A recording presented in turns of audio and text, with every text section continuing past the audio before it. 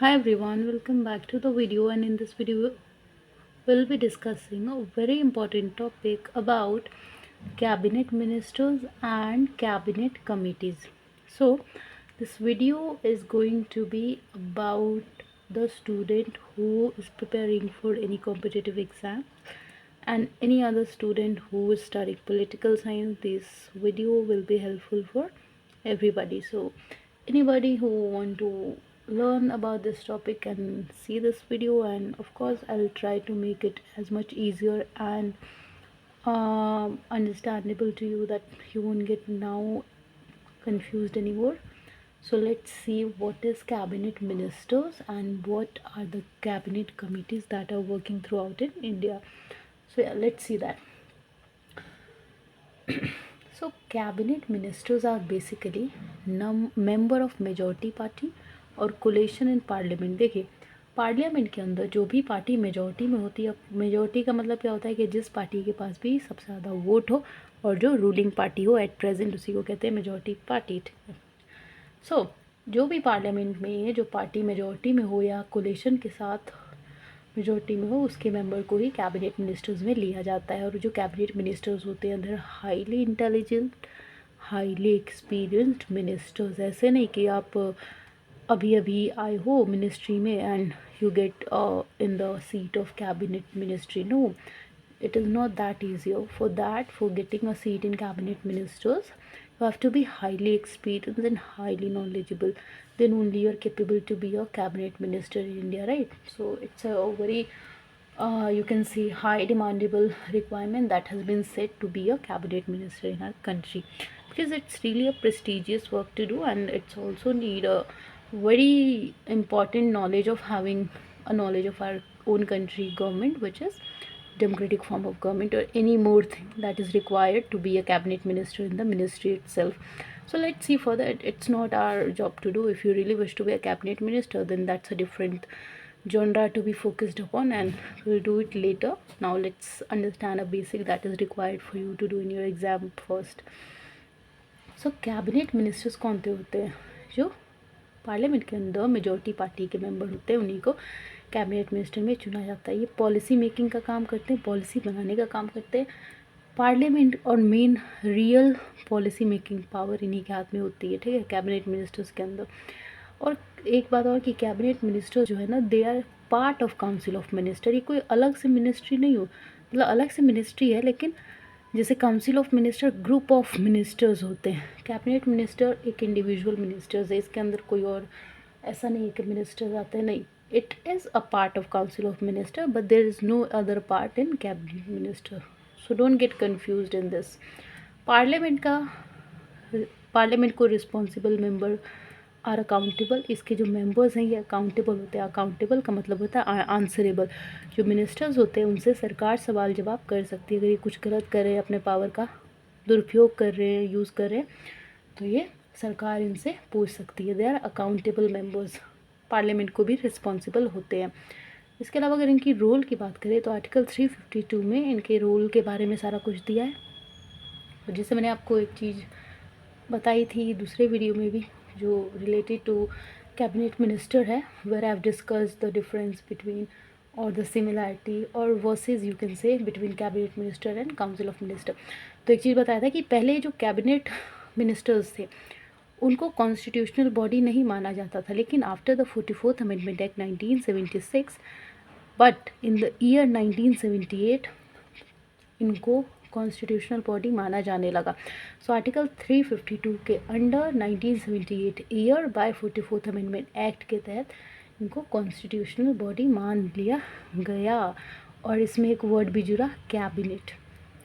ये भी 1978 article 352 44th amendment act के तहत ही वर्ड जुड़ा था, कैबिनेट वर्ड, राइट. इसके अलावा अगर parliamentary government convention developed eight Britain, और इसी तरीके का ब्रिटेन में भी सिनारियो देखने को मिलता है, जैसा कि हमारे ख़ुद की कंट्री में देखने को मिलता है. And after that political and administration system जो है उसको भी कैबिनेट मिनिस्टर संभालते हैं. एग्जीक्यूटिव अथॉरिटी सेंट्रल गवर्नमेंट का भी काम करते हैं. सेंट्रल एडमिनिस्ट्रेशन में मेन कोऑर्डिनेटर का काम करते हैं। कहाँ पे? सेंट्रल एडमिनिस्ट्रेशन में मेन कोऑर्डिनेटर का काम ही करते हैं कैबिनेट मिनिस्टर्स। एडवाइजरी बॉडी है प्रेसिडेंट के लिए, handle financial matter, crisis situation and also emergency. ऐसे कुछ भी सिचुएशंस आ जाती हैं जैसे इमरजेंसी हो गया या क्राइसिस हो गया या कोई सिचुएशन आ गई फाइनेंशियल मैटर से related, so cabinet minister sort of see all of this, इन सबको भी संभालते हैं कैबिनेट मिनिस्टर्स। इसके अलावा अगर बात करें तो सीनियर सेक्रेटरीट एडमिनिस्ट्रेटर अपॉइंट किए जाते हैं।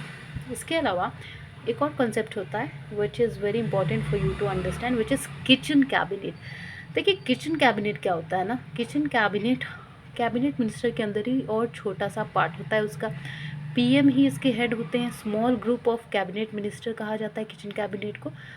इसकी भी बहुत इंपॉर्टेंस होते हैं। Outsider such as friends and families of PM can also be included in kitchen cabinet. Kitchen cabinet simple सी भाषा में कैबिनेट मिनिस्टर का ही एक छोटा सा पार्ट होता है जो कैबिनेट मिनिस्टर ने अपनी हेल्प के लिए बनाया है।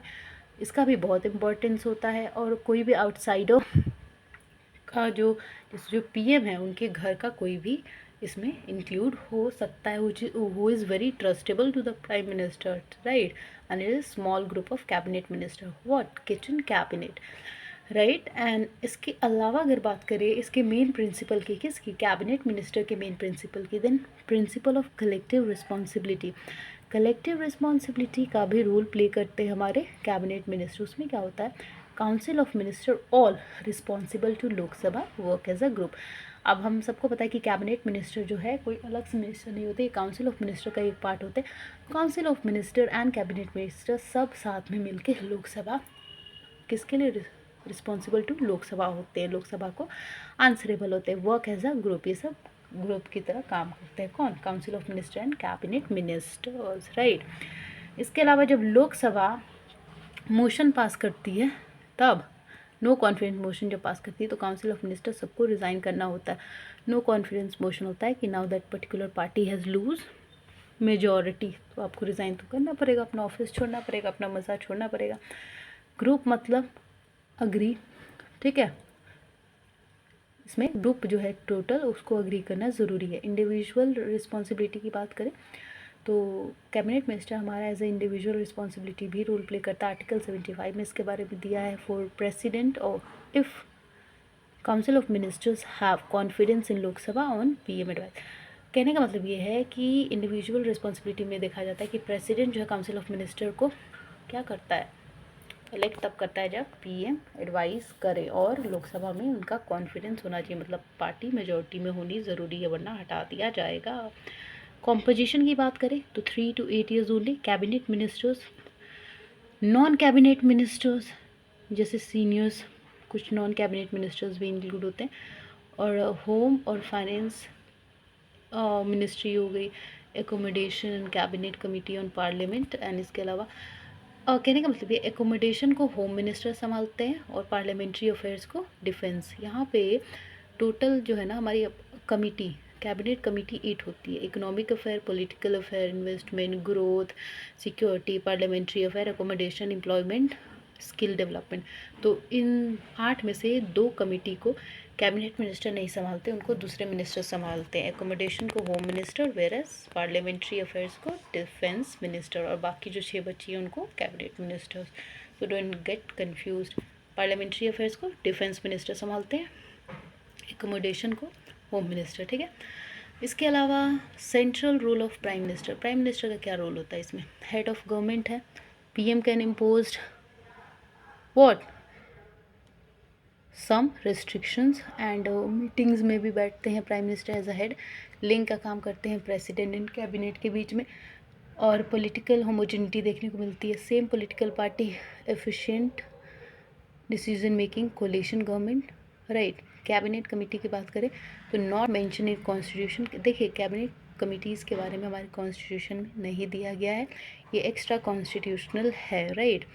एंड 2 कमिटीज़ भी होती हैं, एक एडोक और स्टैंडिंग कमेटी, जिसमें एडोक जो होती है वो टेम्पररी होती है एंड स्टैंडिंग कमेटी जो होती है वो परमानेंट होती है। Ad hoc committee time to time मतलब इसमें चेंजेस लाए जाते हैं, एंड ये दोनों ही कमिटीज़ पीएम के द्वारा सेटअप की गई हैं अपनी ज़रूरत के हिसाब से।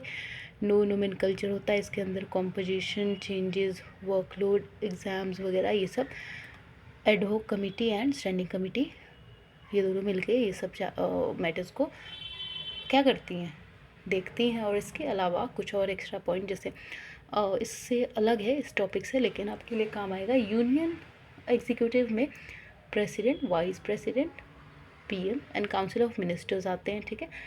एंड उसी तरीके से अगर बात करें स्टेट एग्जीक्यूटिव की, तो उसके अंदर governor, chief minister, council of minister and advocate general आते हैं। So I hope it's clear now that what is cabinet ministers and cabinet committee. Cabinet committee मैंने आपको बताया 8 होता है, economic affair, political affair, investment, growth, security, parliamentary affairs, accommodation, employment and skill development. So if you get clarity, then like it for my motivation, subscribe it for your notification, share it for everyone's welfare. Thank you.